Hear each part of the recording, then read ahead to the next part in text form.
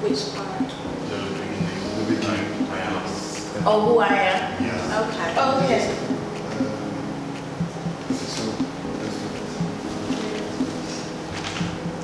So I guess just like where you were born and Okay. Hello. I'm McKinney, Hammond, and I'm best known as a best-selling author of over 42 books that have sold over 2 million worldwide. Let me say that again. It's like see when I talk about myself, I'm uncomfortable. Anyway, I'm McKinney Hammond, and I'm a best-selling author, international speaker, singer, songwriter, actress. I do everything but windows. How about that? And sometimes I have to do windows too. But I have a music group called Relevance, and we do rockstoration music. It's all original music. And so that's where my focus is these days. But I've written over 42 books that have sold over 2 million copies worldwide. And I still travel internationally speaking and singing quite a bit. And I'm also part of, I guess, the Hollywood movement. I do a lot of television series and movies. I'm acting in them, and I'm getting ready to do my first piece that I've written a screenplay for, so I'm excited about that. awesome. And what about where you were born and your background? Okay, well, my mother is from Barbados. My father is from Ghana, and I was born in London. I went to school in Barbados for a few years, and then I moved to Muskegon, Michigan, of all places. Wow. Nice snowy place, and then finished school in Chicago and lived there for many years. I also lived in Los Angeles for a year, and my background during that time was actually advertising. Oh, wow. I was an art director, writer, and producer. I worked for Communications, which was the largest African-American advertising firm in America. And I did creative commercials and print ads and radio commercials for Ford Motor Company, McDonald's, Coca-Cola, Schlitz Malt Liquor, Legs Pantyhose, Johnson Products, you name it. Right. We did it. So McDonald's, yeah. Did you get that? Thank you. Did you get it? Or did you run out? We get it here. Okay. So, the next segments, what do we do? What? The next segments, can you explain to me? Maybe we go with. Yeah, I think we should get the clothes, and if you still want to get some of her, is that okay? Sure. Yeah, shots of her picture. My little family tree over You there. can get that. You like black and white? Yeah, we use black, white, and red.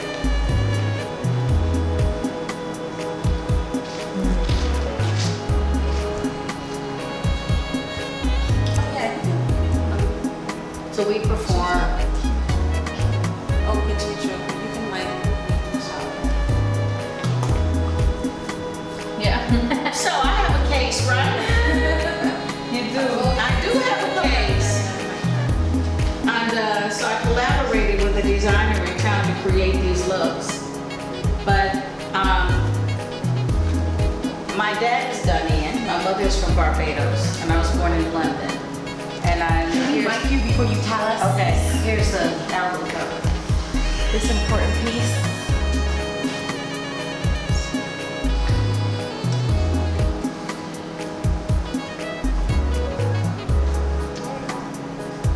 Is it all Vlisco? Yes, it's all Vlisco. So, we need to start. Interesting places. Yes. Okay. Yeah, she sent it to me yesterday. Oh, you want me over here? Okay.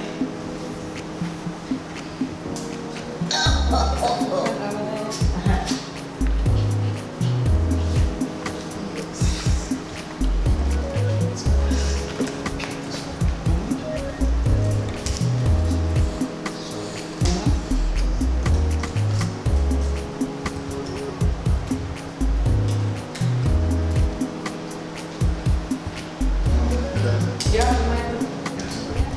So your dad's Ghanaian. yeah, my dad is Ghanaian. My mom is from Barbados, and I was born in London, and I lived in the States for many years. When did you move back to Ghana? I've been here for 7 years now. Okay. Why did you decide to come back? My father passed away and left a lot of stuff for me to take care of, so I I ended up moving. I felt God pushing me to move here, so that's what I did. Because you lived in London then with your dad? No, I lived in America most of my life. I lived in Barbados. Yeah, I went to school the early part of my life in Barbados. Yeah. I left London when I was 2. Ah, okay. Were you nervous about coming to Ghana and just figuring No, I wasn't. Okay. Why do you think that is? Well, I spent all my holidays Okay, here, okay. stayed here a lot with my dad, so I had a life here. I just didn't live here, you know. So when you were outside Ghana with Yeah, I lived in Chicago. your family kept the tradition, the Ghanaian values Oh yeah, all the time. yeah, they were here. They were here living their lives, and I would pop in and out. So, How did you connect with Ghana? what do you mean? With food or with fabric or with traditions?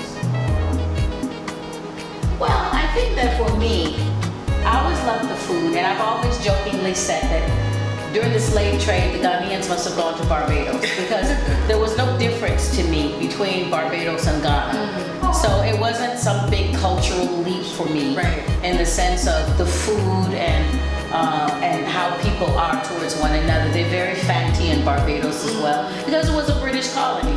So I think that a lot of that stuff translated across the board. So the food is the same. We do wache, they do rice and peas. You know, we have our chicken stew, they have their chicken stew. So for me, there wasn't any great leap because people kept saying, how are you adjusting to Ghana? And I was like, I'm not adjusting. Life is normal for me. You know, I mean, things like, oh, I have to buy water. Oh, I need a generator because the lights go out. That was different.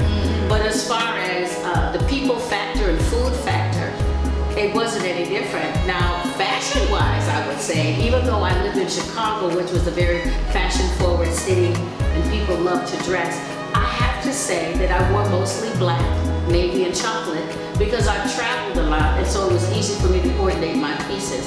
So I was a very monochromatic person until I moved to Ghana, and then all of a sudden there was all this color, and it was fabulous. And that's when I got addicted to Vlisco fabrics because every time I'd buy one, I'd say, okay, that's enough. And then I'd go back to the store and they'd have a whole new collection, an array, and I would be, oh, I gotta have that. So unfortunately, my closet looks like a fabric shop because I've got tons of Vlisco I haven't even sewn yet. So I just keep, you know, but then I go shopping in my closet now because I'm like, budget. So, like I just had a blue jean vest made and it's lined in a Vlisco fabric. So I have a rock band and we only dress in Vlisco. So we've used those pieces, we've deconstructed some of the fabric and made t-shirts. We've done fabulous outfits, you know, with them that are on our new album cover. Did you know about Vlisco before you moved to Ghana? No, I did not know anything about Vlisco before I moved. I was a black girl in every sense. The top of my head to the tips of my toes, I was always in black. But when I came and people, you know, you look around and in Ghana especially, we love our fabrics here. I think that's probably here in Nigeria, we tend to dress more with our fabrics than other African countries. If you go to Kenya or South Africa, you don't see as much African fabric traditionally or otherwise around. People are dressing more European and more, So I love the fact that there's still that pride in our culture and our tradition to dress in our patterns. And of course, now the world is catching on and some of the top designers are using African fabrics. But I think that we have an edge on that because we have a different sense of playing with patterns and playing with color combinations.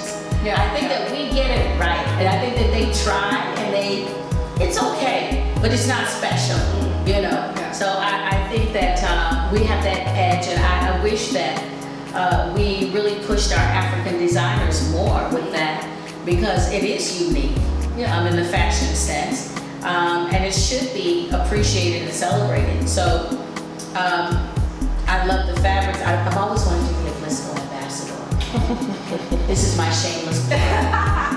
The magic of watching how 20 people can have the same cloth and every outfit look completely different.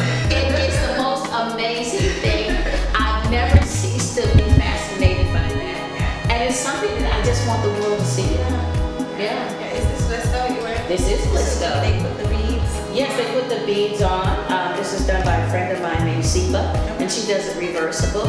And then she puts the beads on. It's Vlisco, yeah. So do you wear Vlisco every day? Almost. I throw on a shift. I got a dress. I got a pair of pants. I have lots of skirts in Vlisco because I love skirts. You just throw them on the top. Yeah. So it's got that color, and some of them have bling on them, and some of them don't. I've had suits made with Vlisco with the pieces in, so I can share pictures with you on that. But yeah, I wear a ton of Vlisco. I actually don't buy any other of the fabrics. If I have something else, someone else gave it to me because when I buy Vlisco. Why is that? And why wouldn't you buy any other fabric? Well, I find that a lot of the other pieces, the quality of the material is not as good. I want that sophistication with my fabric, with my color combination, with my pattern. So I'm not going for just any, but I've got such a wide array to pick from that, I'm not limited. Bold color combinations. So for me, when I go, it really though, I've ended up buying things that I wouldn't expect to buy because it caught my eye and I went, ooh, that is, yeah. Do you give meaning to your garments? What do you mean? The lucky one, like I would wear this today because it's a special day. Like, do you have certain outfits that, like, if you were going for a meeting and you're trying to close a deal, you're like, okay, this is. Most definitely. I think that fabric speaks for you. And so if you're going to a power meeting, then you've got to pick a color that's, a power color, and it's got to be cut a certain way. So for me then, I would probably do a shirt dress, but it's fabulous color so that it gives me that African edge, but it still represents the business part of who I am. So yeah, most definitely. And then evening is much more elegant, of course. So that you're gonna pick colors that make an entrance when you come into a room. You don't want to scream, but you do want to announce that you're there. Right? Yeah. Right. So can you tell us, like, the fabric, the pieces that you have here, which is your favorite? Ooh, probably my black and white skirt. Okay, this one made my hand. Yes, Okay. and my Angelina outfit because it's just so spectacular the way it was deconstructed. I love that print. It's cute. It's my size. If I would ask, why this black and white skirt? Well, I wear it when I sing. It was made for me to perform it. And for me, black and white is very significant. And as you notice, it's lined with red. And usually my group has red pieces, red touches. And our group is called Relevance. It's a rock band. And we do what I call rock-spiration music. So it's inspirational music that has a gospel base to it, but you never know that if you just heard the music. So the black, white, and red for us is very significant because it's the black of sin, the white of redemption, and the red of Jesus' blood. So those are the combinations that we put together. And we're actually getting ready to do another collection from this, so I've got to get to the Vlisco store and get more. Do you replicate with your outfits? Like this, which is different, do you repeat it on the stage when you're performing? Oh yeah, most definitely. And we're getting ready, like I said, to make another ensemble because it's time for us to shoot the cover for our next project. So this time I'm gonna wrap their heads and do wide African dress skirts, and culottes, and in the African fabric. Are you gonna just say black and white, or? I would like to get red combinations, I think this time. Red and black and mix it up. So I went to the store the other day and I didn't see any, but I know they have them, so I'll probably go online. As I have shopped a lot online as well. When I'm in the States, I usually go online and see what they have. Because sometimes you see stuff online that you don't see in the store. Yeah. So basically, when you moved to Ghana and you discovered Vlisco and you fell in love with Vlisco, what has been your, what would you say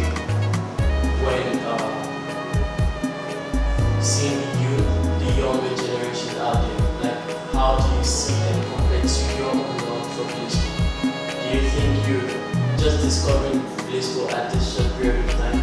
Do you think you love Vlisco more than the younger generation? Well, I think that the younger generation is much more experimentational. You know, they're experimenting a lot with fabrics, and you know, there is that bit of being enamored with Western culture versus African culture. And I always think that's a little sad because I think that this is such a richer culture. And that, you know, when you look at Western clothing, been there, done that. I mean, how many times can you do that, you know?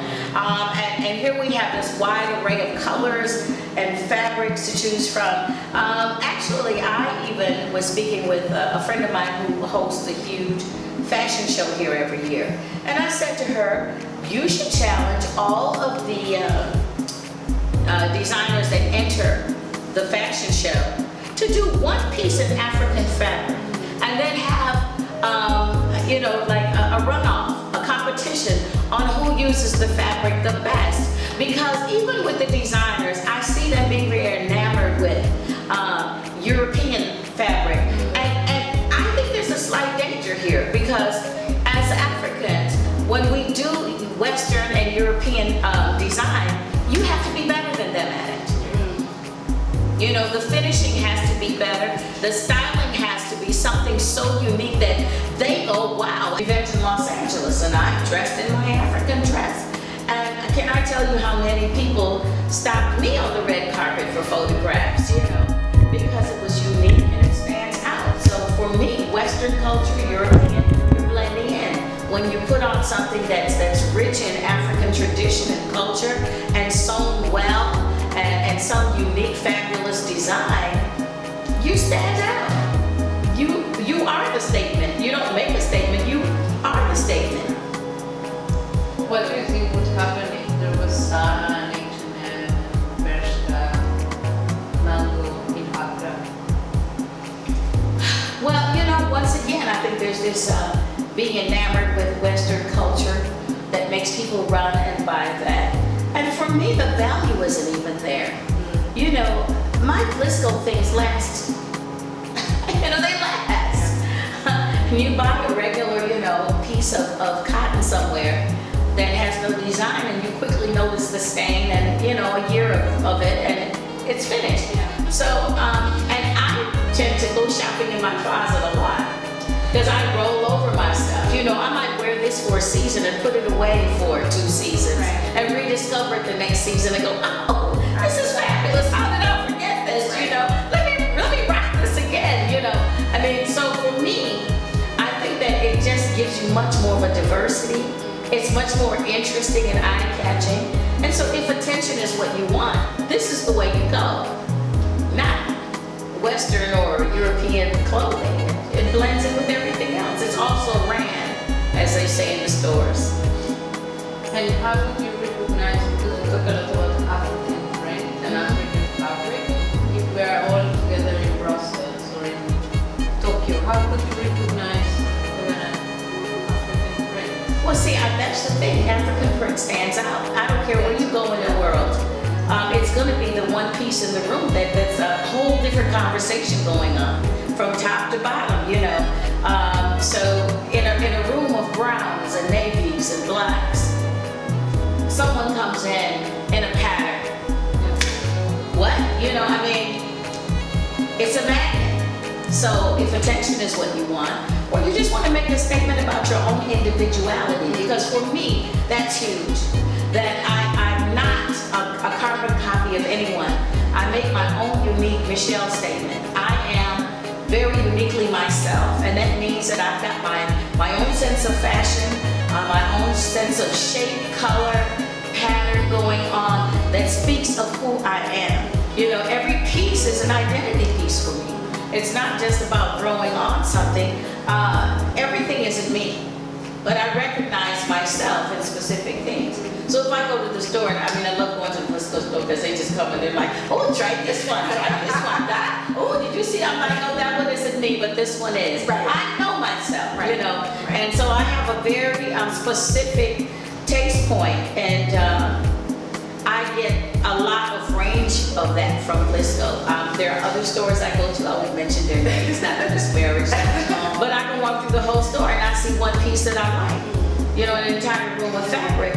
And I'm overwhelmed when I get to Vlisco. It's like, now I gotta, you know, like, cull down from 10, which piece I'm buying today. Because I'm not giving you all my money, okay? Yeah, so. And how do you see people that are between 16 and 30 years old? It's a big range. 16 and 26. What do you think about how they embrace their culture and their heritage and the fabric? I think from 16 to 30, people are still searching. They haven't really established their sense of identity yet. They experiment a lot.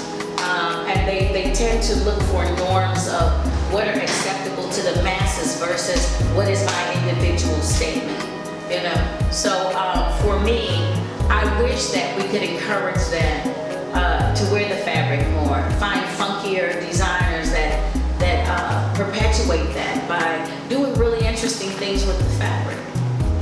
Do you think there's a common message from the youth in Ghana?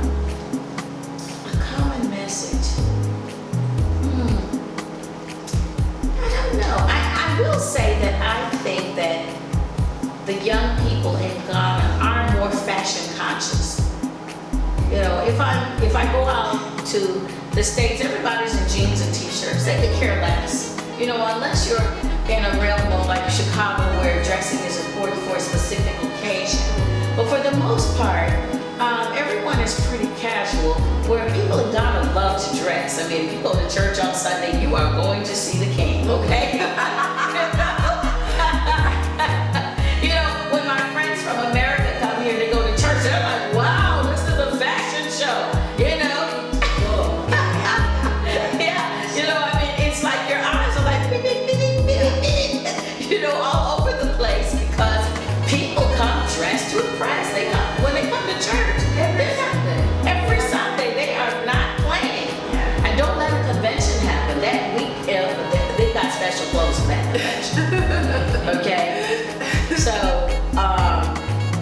I think that they're much more conscious of fashion. If you look at Instagram, what Nigerians and Ghanaians are pushing more than anything is the look. You know, all the stars are giving us fashion for days and giving us the names of their designers and what the fabric is and who did their hair and who did their makeup. So it makes us a very conscious, fashion conscious environment. So I think that I'm always in fashion crisis. I feel the pressure. I really do. It's like, oh my God, what am I gonna wear today? You know, I spend most time thinking about what am I wearing? What am I packing on a trip to wear? What am I wearing through the airport? It all counts here. Are there any codes for Sundays? No, there are no codes for Sundays unless it is an occasion. Then they have a tendency, there might be a white Sunday. I know there's a convention in town right now where Sunday, everyone's been told to wear white, you know. So usually that's Easter and a couple of other things that you're supposed to know, but I never keep up, and I usually end up wearing some color instead of the white. I get there and I go, oops, sorry, because I'm not so much a white wearing person. Makes you look fat. And this identity that you talk about, was it different before Ghana and after Ghana? Well, no, I've always had an identity with my clothes. Even when I was monochromatic, then I was into the shape of it, or the structure of it, or the fabric itself, the texture. So for me, there's always been a sense of identity in my clothes. What I wore, which designers I chose to wear. In the States, I love Norma Kamali, I loved Michael Kors. Here I love Vanessa Harris and Patience Torlaway out of Nigeria. Sipa does very interesting things with skirts and coverlets, and Pistis does some very interesting things. So there are designers here that I think have a voice and know how to work with fabrics well, that I enjoy. I enjoy watching it and wearing. When you wear, so now when you wear your African fabrics outside of Ghana, are you happy that it speaks to, because when people see it, they automatically know it's African fabric, are you happy that it speaks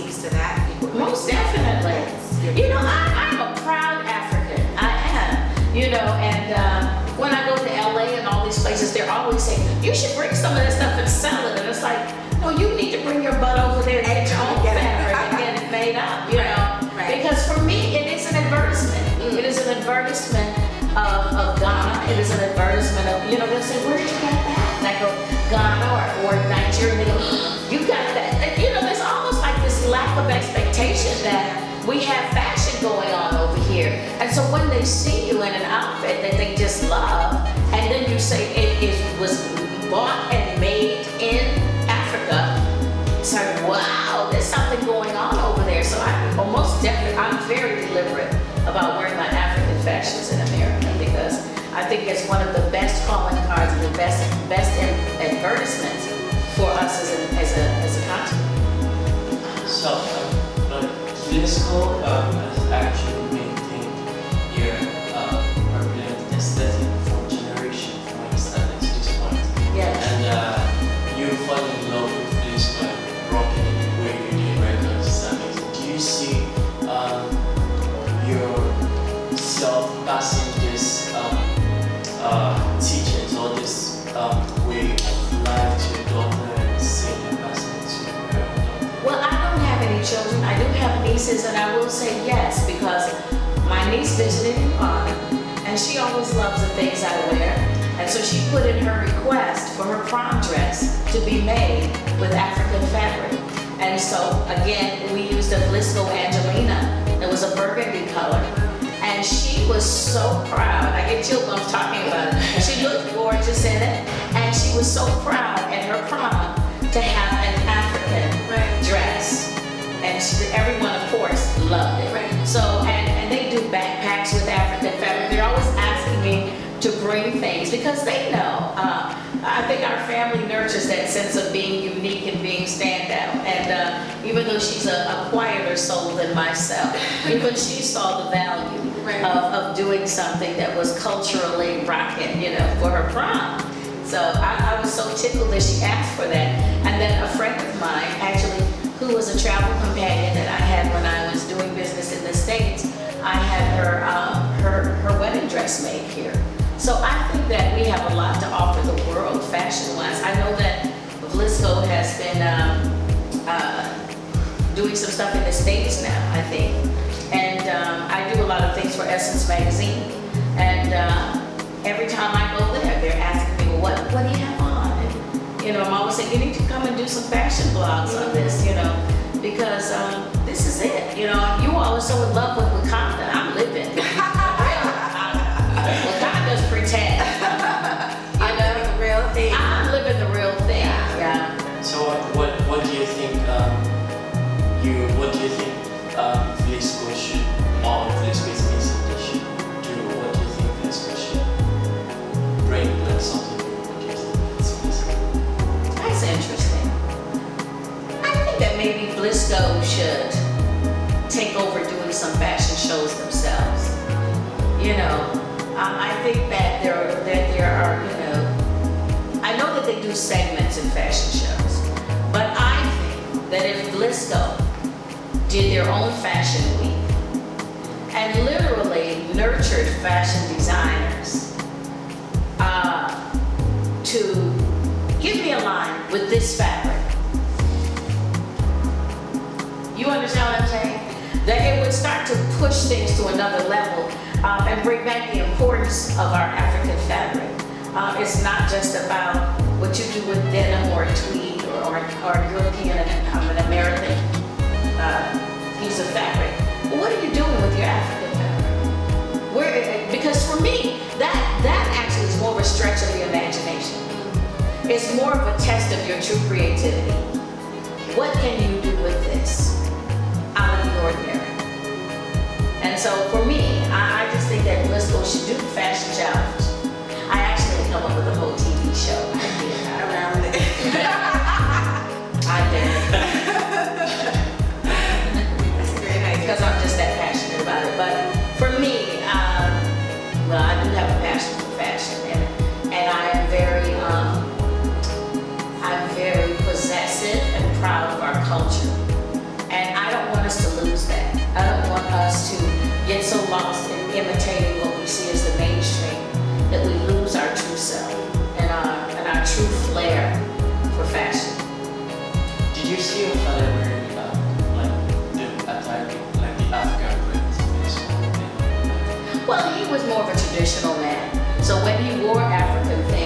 a soft blue or, you know, with embroidery on it. He didn't wear a lot of print at all. But he was very proud of wearing what he wore. And maybe that's where I got that sense of that from.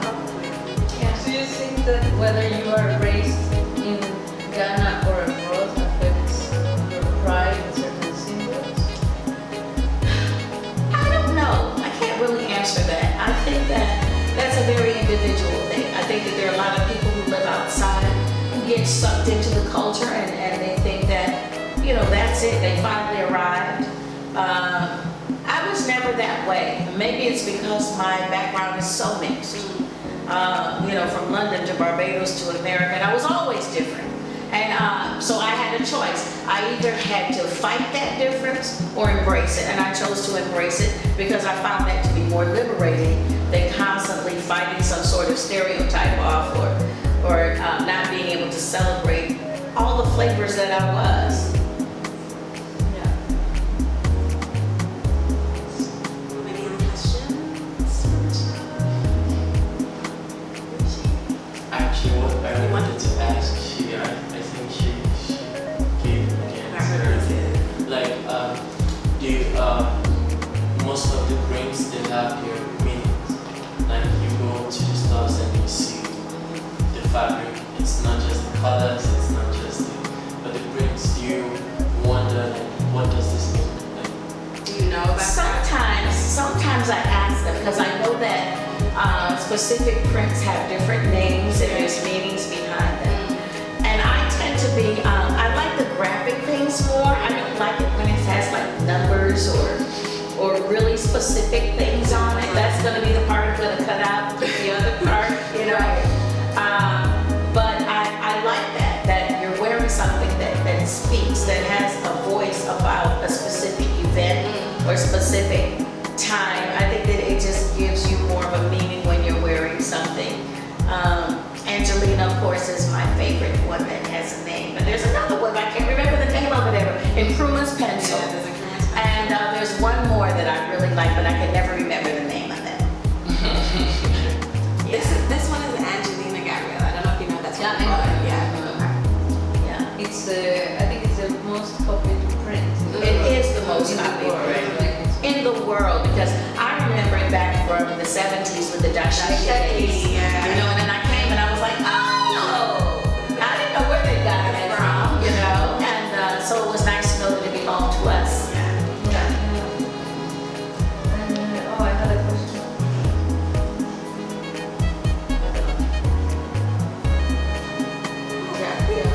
Do you ever offer Vlisco as a gift? I do, most definitely. And I love the little box sets, you know, because that makes it quite exclusive looking and very expensive looking. Looks like you really did something.